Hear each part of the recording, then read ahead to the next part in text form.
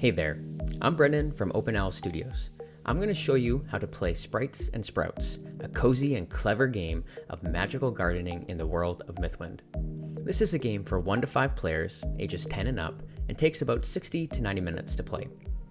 In Sprites and Sprouts, you play as mischievous sprites working alongside the farmer to plant crops, tend the fields, and complete crop pattern challenges. The goal is to earn the most stars by the end of the game through smart planning and a little magical mischief. Each round, the farmer chooses one patch of the garden to harvest, but it's a secret, so you'll have to guess where they're going and prepare accordingly. Okay, let's start with setup.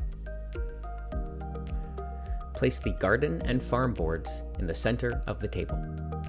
Place the farmer and challenge decks on the farm board. We're going to place challenge deck A on the active space. Take the bags of crop tiles and skill tokens and place them to the side. Take 5 crop tiles and place them on their untended side to the left of the garden board. This is the resource area. Now, each player chooses a sprite. Gather their board, meeple, worker tokens, and score token. Place the meeple on the magic space on the board and the score token on the 0 location on the garden board score track. Deal 1 challenge card from the active space face up to each player, and then deal extra challenge cards face up next to the garden board, so there are a total of 5.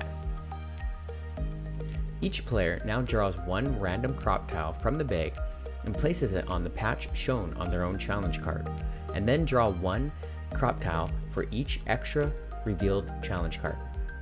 Mark all 5 of those patch locations on the harvest tracker. This tracker lets you know of open spots the farmer may harvest at the end of the day. Finally, give each player 1 challenge card face down to their hand. This is their secret challenge. Now you're ready to begin the first day. Each day has 4 phases: start of day, sunrise, sunset, and end of day. Start by drawing and revealing the top farmer card. If it has a special effect, resolve it now. Then, draw a challenge card from the deck and place it face down on the harvest space.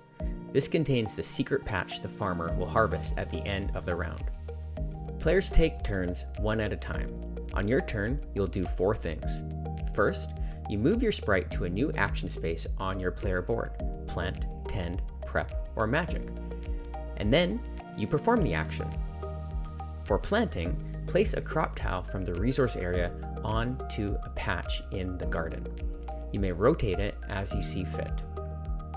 For tending, flip a crop tile to its tended side, and you may also rotate it.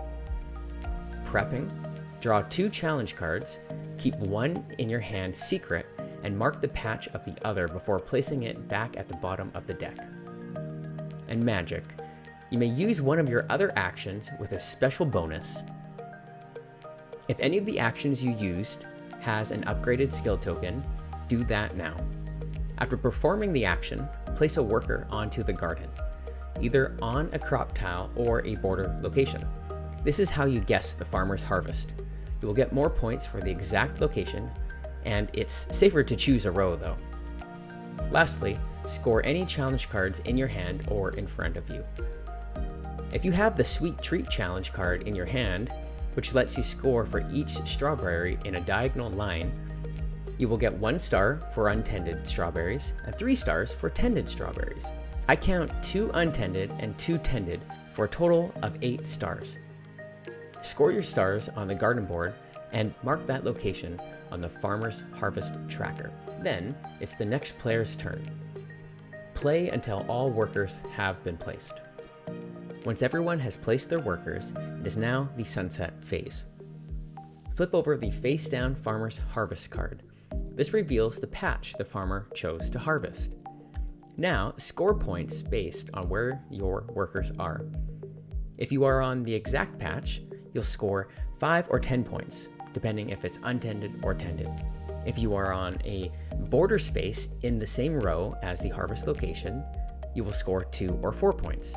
And if you are on any other crop tile in that row, it is 1 or 2 points. After scoring, return all workers. Then remove the crop tile from the harvest patch. and also remove every tile in its vertical and horizontal rows.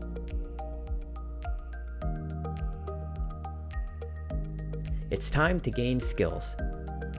Draw skill tokens equal to the number of players plus 2. Starting with the player in last place, each person chooses 1 skill token. Then you reset and you start the next day. The game ends after 4 days for a 2-player game or 3 days for a 3 to 5-player game.